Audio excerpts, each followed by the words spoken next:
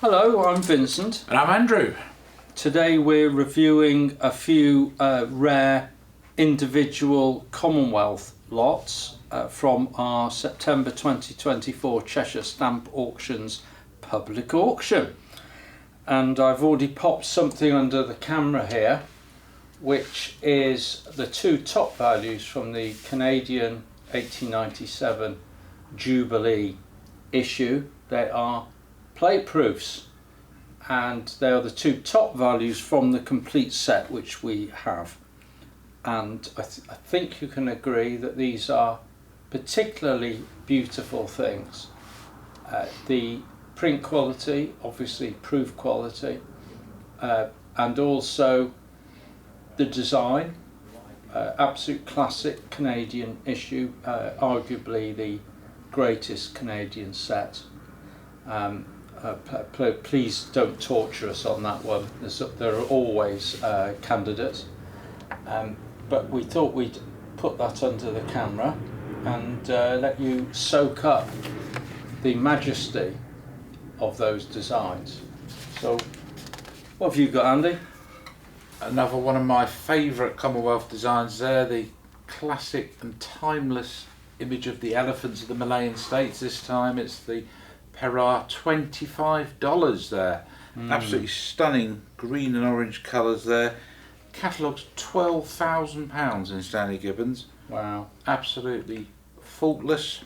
The great thing about that stamp is the green is designed to fade if anyone tries to clean a postmark off or wash it. So the colour on that. Yes, and as we all know, most of those high value elephant stamps were used for fiscal purposes. Very difficult to get postal use. So as Vincent rightly says, the fugitive inks, if they're cleaned. Yeah. Apparently, there is a block of 10 of those on the backside of a stuffed elephant in the British Museum, which they mailed from the Straits Settlements. Really? I yes, never knew that. Absolutely. But I could be lying. You could be. Yeah. So that's great. Let me give that back to you, and I'll put this amazing item under the camera. Those of you familiar with the Niger Coast stamps will be surprised at the colour of that surcharge. The reason for that is that they only applied that colour on the first row of the sheet before deciding it didn't stand out well enough against the lilac of the British stamp below it. And this may be the only unsevered pair of this stamp in existence. The existence of this particular stamp is mentioned in the book. So there'd only be 12 printed then? Yeah. Fantastic. And we think 11 of them were cut in half to make the bisects. So there it is, a spectacularly rare item. What's that one catalogue at, Vince? Catalogues at £18,000 by Gibbons. Wow. Although obviously we know this example hasn't changed hands since the 1950s. So they're probably waiting to see what it sells for. We've estimated this at £8,000 to £10,000, and particularly great because of its position at the top right hand corner, leaving no doubt as to where it came from. There we go. What have you got? Okay, so this is lot 1075. And it's a Nyasaland George V £10 large key type. What a great looking stamp. A beautiful looking stamp in its own right, but that one has the break-in scroll. Oh right. Classic Commonwealth variety there. There we go. Hold on. Let's see. It's there, just there. And that's rare, I guess. It is. Catalogue value is £8,000. £8,000 in Stanley Gibbons. What's our estimate on 2,400 to 2,800. All right, and that is, well, clearly exceptionally rare stamp, and something that you buy if you're looking for it, because the next one might not come up for 5 years. There we go. So I love the colour on that though. It's I know. It's on my screen here. It's a little bit.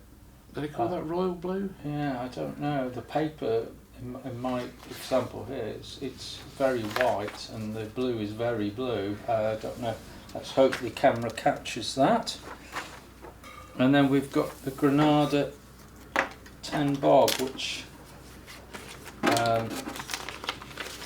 this particular stamp, and I'm going to see whether I can catch this with the camera, because this stamp, oh no I can't, this stamp has been printed double, but one impression didn't have any ink, so technically it is printed double, once albino. I can tell you, you can actually see the design in the margin across the bottom of the stamp. It's the gum on this example is missing from about that area, and the reason for that is the only known source of these stamps was from a presentation book at the UPU conference. It was the 1949 London conference, and they were all licked and stuck down. Yeah. So it doesn't come any other way, and if it does, be very suspicious. So I hope you'll have a think of that. The stamp catalogue's at £4,500. It's estimated at £1,100 only, and find another. It's my challenge to you. And and what have you got there? Well, this one's slightly more modern. This is the Anguilla Independence issue. Now the higher values of these, this is the $2.50. There was only 225 of that stamp printed. Blimey. Back in 1967, where they became independent from the Commonwealth. Beautiful stamp, never hinge mint. I think I was told there were less than 10 complete sets of these. I can well believe it. Yeah. Some of them were cancelled to order. This particular example catalogues at £3,500. We have it estimated at just 1,000. That's tremendous. I think that's one of the most sought after Caribbean stamps of the Queen Elizabeth period. The Commonwealth. Yeah, that's right. It's the one that's always missing. But there we are. What a fabulous stamp.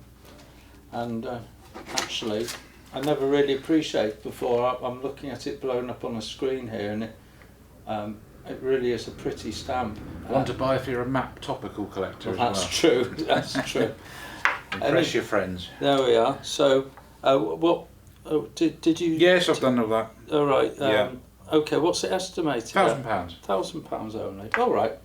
Well, hopefully Cheaper than going there. Well, that's true. Yeah.